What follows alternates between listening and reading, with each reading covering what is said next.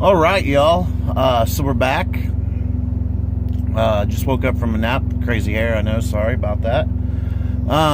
So on today's video, we're going to talk about two things. One, with this cooler weather, things have been a little bit crazy. People's driving a little bit different. Drivers are breaking down, and fuel's gelling, things like that. So I'll tell you a little bit about what I did. I saw minus 30 degree temperatures in Iowa. That was pretty chilly. So we'll talk about what I did and how I was successful of staying running the whole time. The second thing is we're going to talk about shippers and receivers and waiting to be unloaded and how it affects drivers. So we'll first start off with how I kept running through the nasty cold we just went through up here in the Midwest. So what I did was I took some regular socks, one pair, and I put them over my fuel filters and taped them up to kind of add some extra insulation and extra protection towards my socks, or for my fuel, to keep it the filters from gelling up.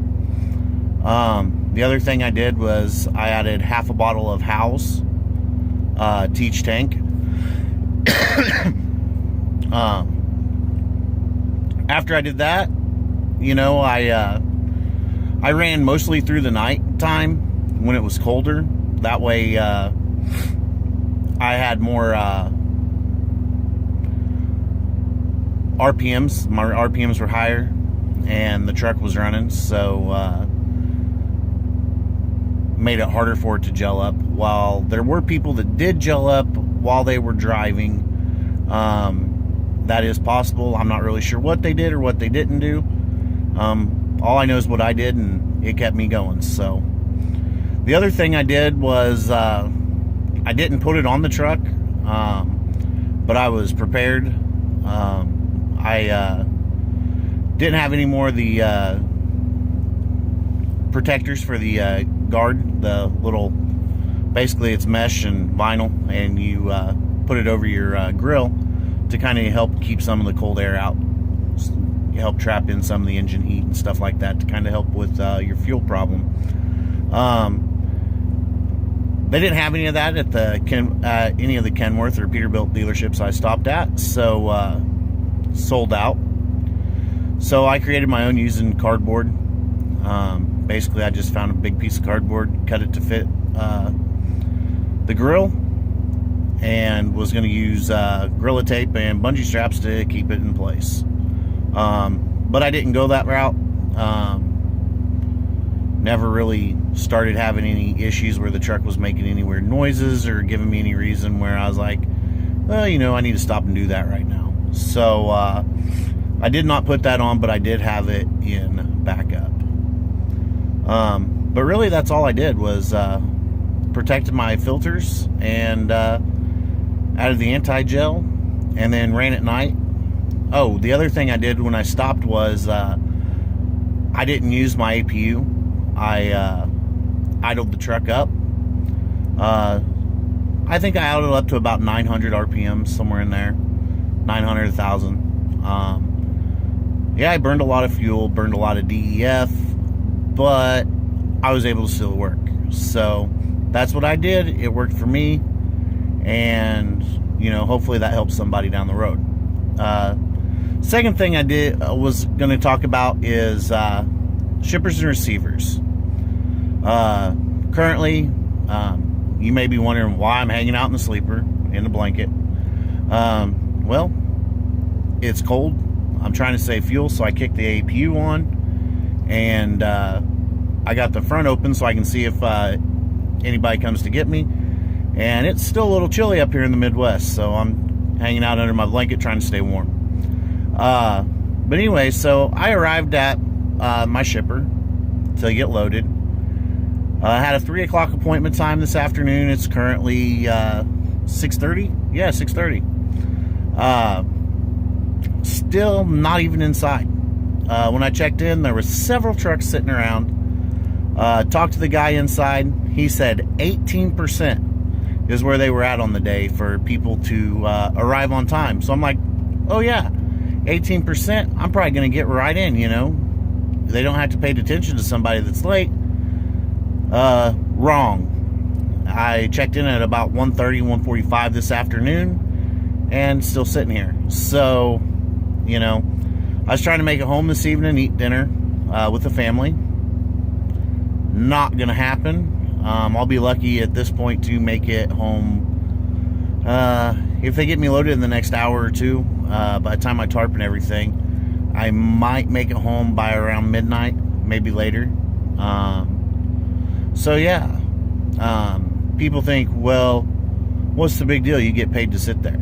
Well, you know, as drivers, we don't always get home when we're supposed to, you know, and when we are home, it's usually not for as long as we're supposed to be.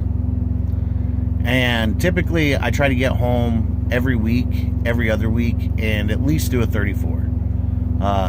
Reset my clock and things like that. Sometimes it doesn't happen and I run on recaps. But for the most part, I usually make it happen, or my fleet manager makes it happen. So, yeah, have that to deal with. But, you know, these people here are taking their time. You know, I know they're busy, but, you know, if you only have 18% and you're just getting to people whenever, willy-nilly, you know, here I am, was here when I was supposed to be, and now I'm going to make $50 an hour when I'm supposed to be sitting at the dinner table with my family right now. So $50 an hour to me really isn't worth not sitting at the dinner table with my family. So here's the other thing that I was going to talk about was winter driving. You know, a lot of it is, you know, they got up here in the Midwest, we got snow and ice and things like that, along with this record-breaking cold. And a lot of people don't know how to drive on it. Some people drive really fast.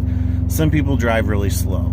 My rule of thumb regarding driving an 18-wheeler in this stuff is if I can't go within 10 mile an hour of the speed limit because I don't feel safe, whether it be because traffic's super thick or the weather's just that bad that I can't go within 10 miles an hour of the speed limit, it's time to shut it down. You're really wasting your time, wasting your clock.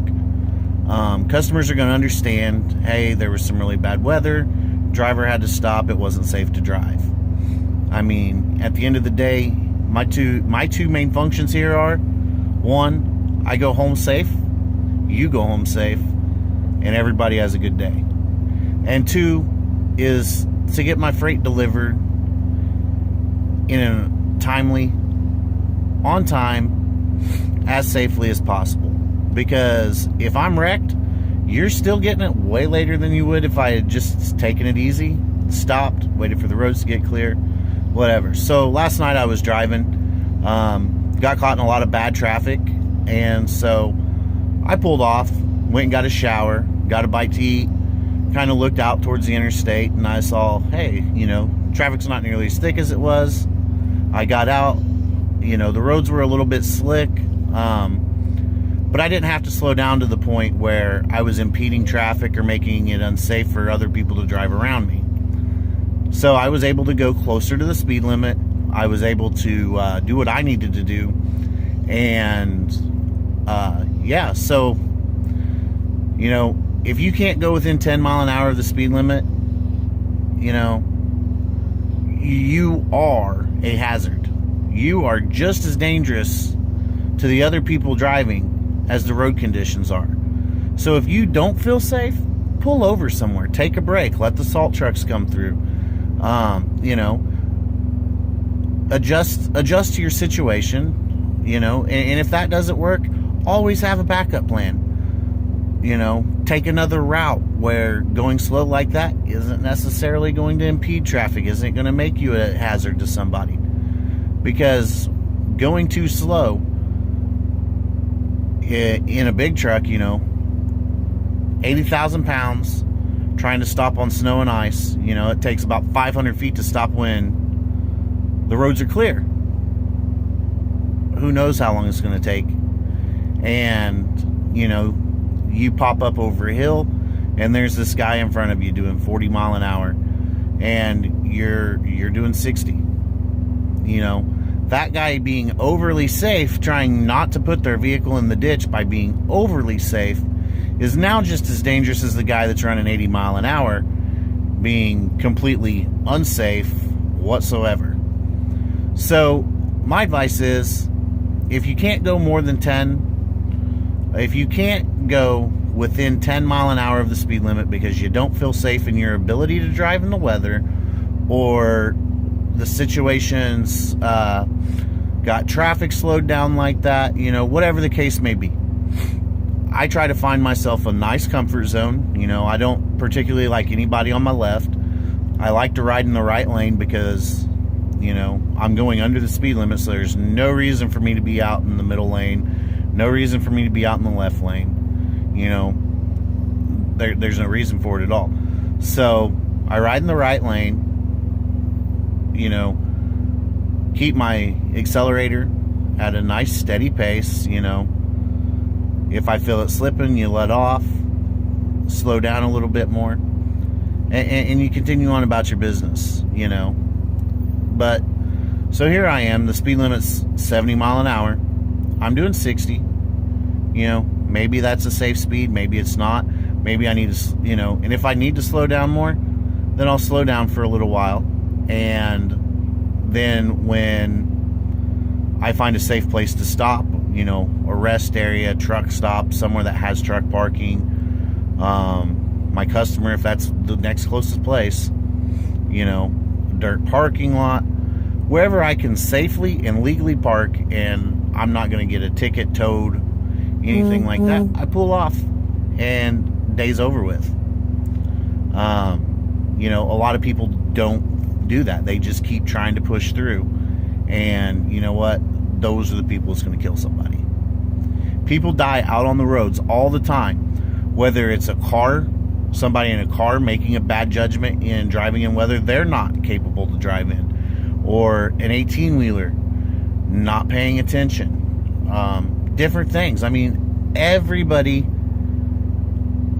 is responsible. People texting and driving is bad. People texting and driving when the roads are ice, when you can't see the lines in the road, that's stupid. You're going to kill somebody. Get off the road, go home, and stay there. Because at the end of the day, I want to go home to my family. I don't want to be out here and die because you're ignorant and want to text on your phone when the roads are not good to be driving on in the first place. You have to think about everybody else. Maybe you feel comfortable in your driving abilities. I feel pretty comfortable in mine. I've driven in some pretty bad weather. I've driven the 18-wheeler in some pretty bad weather. But you have to know your limitations. Everybody has limitations. When you've reached your limitations, pull off, stop, and wait for the weather to improve. And if you're already at a safe place, wait for the roads to be cleaned up before you decide to leave. There's no harm in starting your day a little bit later to make sure that you and everybody around you that you come in contact with today go home, and go home safely. Nobody wants to see anybody go home in a body bag. There was an 18-car pileup because people couldn't drive. That ended in a fatality in Iowa yesterday. Shut down the interstate, back things up. Why? Granted, these people may have got caught in the snowstorm, whatever the case may be. I don't know. I haven't read up on it yet. Haven't seen anything yet, so I'm kind of waiting on that. Bottom line is, the weather was too bad for somebody, or somebody was being overly cautious, or somebody wasn't being cautious at all. Take things into account. Use your brain. And if it's too bad, just stay home. Or if you're a truck driver, just stay where you were. It'll be okay. You know, there are laws that protect us and tell us, hey, you're the captain of that ship. If the roads are too bad, tell your people. And if they have a problem with it, make them send you a message on the Qualcomm saying, hey, drive this truck in this weather. Because let me tell you this much. Somebody, a dispatcher, whoever, is not going to send that message. If you're too tired to drive, let them know, hey, I'm too tired. I'm not doing it today. And if they say drive anyways, quit being a baby, whatever, say then just send it to me on the Qualcomm. You know, nobody is going to send the message, because at that point in time, the driver is not responsible. Even a company driver is not responsible. He was forced by his dispatcher to drive in something he did not feel safe to drive in, had an accident, and he did it because he was scared for his job. It's that simple. If you have documentation putting the blame on somebody else for you being out there, it's cover yourself. All right. Well, I think that's all I've got today. You know, I could rant on and on about the same shit, and I think I already have beat a dead horse. So, thank you for watching, and I hope you all enjoyed it. Catch you next week.